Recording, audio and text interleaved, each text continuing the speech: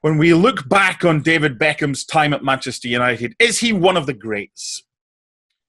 Yeah, I think he will be seen as one of the greats. I don't think there's any question about that. You know, he came through an incredible time when Sir Alex Ferguson put a lot of trust and a lot of faith in the younger players. You know, it was seen as a risk, and obviously the famous words of Alan Hansen at the time. You know, you'll never win anything with kids, but yeah, without doubt, he is a Manchester United legend. What he did at the club, to remain there for the amount of time that he did, and get that famous number 7 shirt as well, was something special. And people always talk about his delivery, his set pieces, but he's without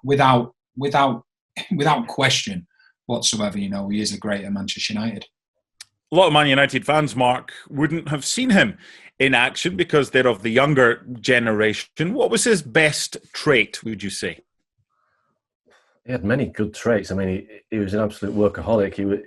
The amount of work he put in with that right flank with Gary Neville was incredible. For a great player, the key sign of a great player is the work they put in, and he was a real hard worker. But I think to say his greatest strength was his work ethic would be to undersell what he used to do. I mean, fantastic right foot, he could score goals from 25, 30 yards, amazing delivery, brilliant free kicks, tenacious. I remember seeing him play against Inter Milan in the friendly.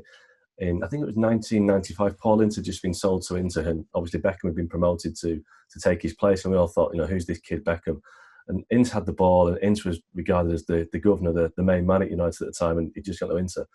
I remember Beckham just absolutely clattering him with this really hard tackle, and I thought, he's got no kind of airs or grace. He really fancied himself as a player. He's not scared of reputation, and it really kind of showed that what he had, the spirit he had, and it carried him through 7 or 8 really good years at United.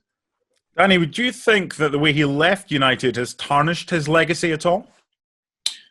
I don't think so. I think there comes a time in everybody's career where they do have to move on for one reason or another. But I think what he actually did at the club previous to that, will not tarnish anything that he did whilst he had the time that he had at the club. And one of the things that really stands out to me is that, when we watch these players, when we used to watch him week in, week out on the television, or whether you're at the stadium or working on the game, you look at his ability, and people say he's very fortunate. He was so naturally gifted.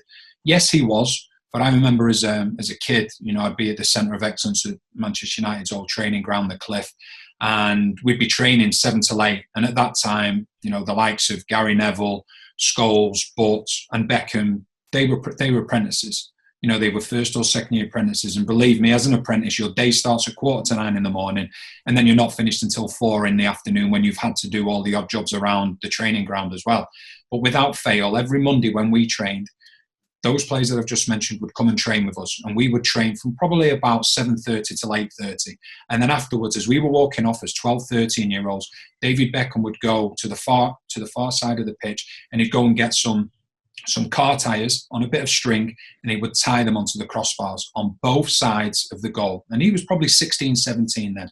And he would get 3 or 4 bags of balls, and he would put them down, and he would continuously practice his free kicks. Nobody in the goal, nobody watching him, just to, so he can get a few extra brownie points. And that tells you the level of commitment that he had as a player to be the best that he could be. So when we see the unbelievable goals like we did for England against Greece, which qualified them for a major tournament, it's no fluke. It was something that he was working on from such an early age, and he deserves full credit for everything that he did throughout his career. We all have our Beckham memories. That goal against Greece for England was special. Mark, you covered Manchester United when he played there on many, many occasions. Was there anything that he did, a goal he scored or anything he did, and you thought, wow, just wow, I don't think that was possible?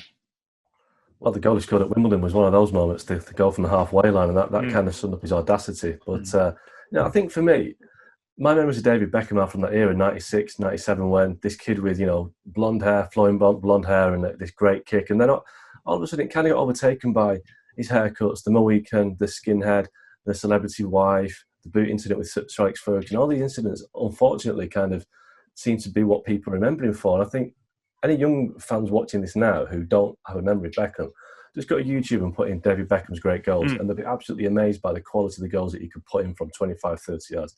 And his crossing ability was kind of off the scale. He was a brilliant player. Finally, he was. One of the things I wanted to bring up as well is that when you saw David Beckham as a player, And when you played against him, you go onto the pitch and you look at him and you think to yourself, he's not your natural winger at the time, which was blessed with unbelievable pace. You wouldn't say he was the most skillful player.